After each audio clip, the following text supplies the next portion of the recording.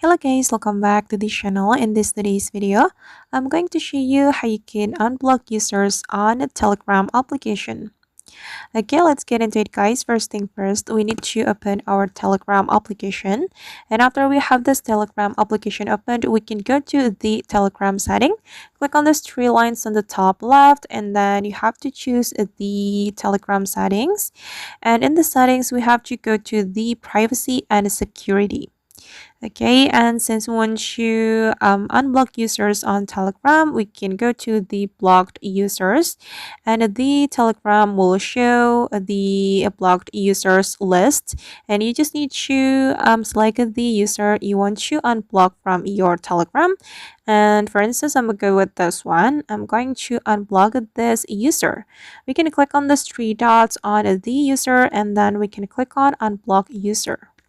Okay, and now the user has been removed from the blocked list users, and we just need to go back, and that's how we can unblock users on Telegram.